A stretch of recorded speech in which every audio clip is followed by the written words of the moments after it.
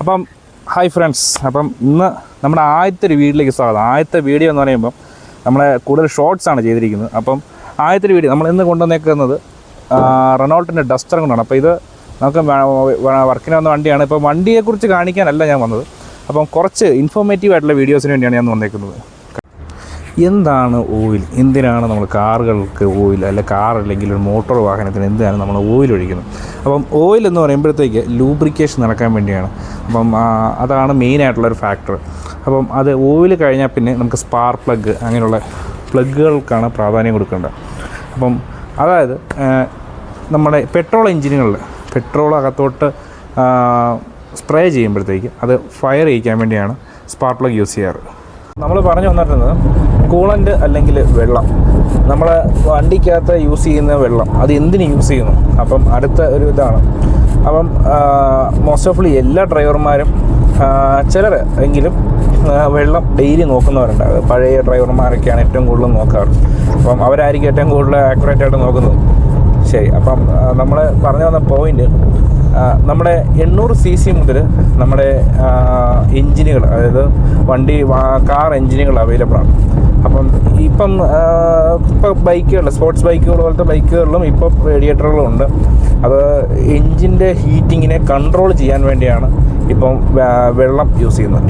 അതായത് എൻജിനകത്ത് നമ്മൾ വെള്ളം പമ്പ് ചെയ്ത് വിടും, വാട്ടർ പമ്പ് അങ്ങനെയുള്ള ഇത് വെച്ച് വെള്ളം പമ്പ് ചെയ്യും.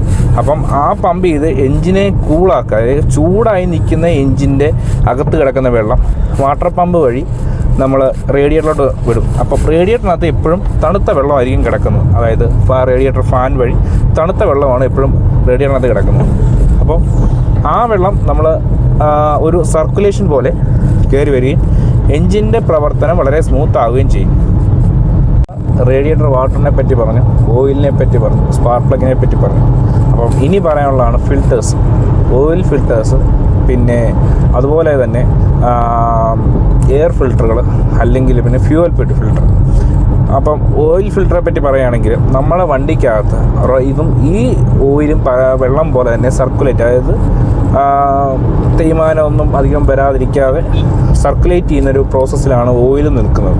അപ്പം ആ ഓയിൽ പ്രോസസ്സിന് വേണ്ടി എൻജിനകത്ത് നിൽക്കുന്ന പല ഡസ്റ്റായിട്ടുള്ള പാർട്ടിക്കിൾസിനെ ഈ ഫിൽറ്റേഴ്സ് വഴി ഇറക്കുന്നു. ആ ഫിൽറ്റേഴ്സിലത് ഒന്നുകൂടെ കയറി ഇറങ്ങി ആ ഫിൽറ്റർ പൊടികൾ അല്ലെങ്കിൽ ഡസ്റ്റായിട്ട് വരുന്ന സാധനങ്ങൾ ഇത് പിടിക്കുകയും അപ്പം അത് മാക്സിമം ഒരു അരിപ്പ പോലെ എന്ന രീതിയിൽ എടുത്ത് മാറ്റി അത് ഫ്രഷ് ഓയിലായിട്ട് ഇറക്കുകയും ചെയ്യുന്നുണ്ട്. പിന്നെ ഓയിൽ മാറ്റുമ്പോഴത്തേനും ശ്രദ്ധിക്കേണ്ട ഒരു കാര്യം എന്താണെന്ന് വെച്ച് കഴിഞ്ഞാൽ, വലിയ എൻജിന് വലിയ പ്രശ്നങ്ങളൊന്നും ഇല്ലാത്തൊരു എൻജിൻ ആണെങ്കിൽ, പെട്രോൾ വാഹനമാണെങ്കിൽ മാക്സിമം 7000 കിലോമീറ്ററിനപ്പുറം തന്നെ എൻജിൻ ഓയിൽ മാറ്റാൻ ശ്രദ്ധിക്കണം. അതുപോലെ തന്നെ ഡീസൽ എൻജിനിലാണെങ്കിൽ ഒരു 5000 കിലോമീറ്ററിനുള്ളിൽ തന്നെ ഓയിൽ മാറ്റാൻ ശ്രദ്ധിക്കുക. അപ്പം നമുക്കിനി പറയാനുള്ളത് ഫ്യൂവൽ ഫിൽറ്ററുകളെ പറ്റിയാണ്. അതായത് പെട്രോൾ ഫിൽറ്റർ അങ്ങനെയുള്ള ഫിൽറ്ററുകളെ പറ്റിയാണ്. നമ്മൾ പല പമ്പിൽ നിന്നാണ്, ഒരു പമ്പിൽ നിന്ന് മാത്രമായിരിക്കില്ല നമ്മൾ പെട്രോൾ അടിക്കുന്നത്. ഒരു യാത്ര ചെയ്യുന്ന ഒരാളെ സംബന്ധിച്ചിടത്തോളം, ഇപ്പം എന്നെ സംബന്ധിച്ചിടത്തോളം ഞാനൊരു 100 പമ്പിൽ നിന്ന് ഒരു മാസം തന്നെ പെട്രോൾ അടിക്കാറുണ്ട്. അപ്പം അതൊരു ഒരു ഫ്ലോയിലങ്ങ് പറഞ്ഞാൽ കേട്ടോ. അപ്പം പല പമ്പുകളിൽ നിന്നാണ് നമ്മളെല്ലാവരും പെട്രോൾ അടിക്കുന്നത്. അപ്പോൾ പല പമ്പുകളിലെ പെട്രോൾ എങ്ങനെയാണ് ഗുണനിലവാരമുള്ളതെന്നുള്ളത് നമുക്ക് ഉറപ്പ് വരുത്താൻ കഴിയില്ല. അപ്പം അങ്ങനെയുള്ള സാഹചര്യത്തിൽ പല പെട്രോൾ പമ്പുകളിൽ നിന്നും പെട്രോളിൽ കരട് വരുന്നതായിട്ട് നമ്മൾ പഴയ ബൈക്കുകളിലൊക്കെയാണ് നമുക്ക് പെട്ടെന്ന് അറിയാൻ സാധിക്കും. അപ്പം അങ്ങനെയുള്ള കരടുകളും ചെറിയ ചെറിയ ഡസ്റ്റ് പാർട്ടിക്കിളും പിന്നെ വണ്ടിക്കകത്ത് തന്നെയുള്ള ചില ഡസ്റ്റ് പാർട്ടിക്കിളും വരാതിരിക്കാൻ വേണ്ടിയാണ്, അത് എൻജിനിലോട്ട് വരാതിരിക്കാൻ വേണ്ടിയാണ് ഫ്യൂവൽ ഫിൽറ്റേഴ്സ് യൂസ് ചെയ്യുന്നത്. ഇതുപോലെ ഇൻഫോർമേറ്റീവ് ആയിട്ടുള്ള വീഡിയോസ് നിങ്ങൾക്ക് കാണണമെങ്കിൽ നമ്മുടെ ചാനൽ ഒന്ന് സബ്സ്ക്രൈബ് ചെയ്യാം. അപ്പം ഇനിയും ഇതുപോലുള്ള വീഡിയോസ്, ഇതിപ്പം ആർക്കും അറിയില്ലാത്ത വീഡിയോ ആണെന്ന് ഞാൻ പറയില്ല, കാരണം പലർക്കും ഞാൻ പറഞ്ഞ കാര്യങ്ങളെപ്പറ്റി അറിയാവുന്നവരാണ്. അപ്പം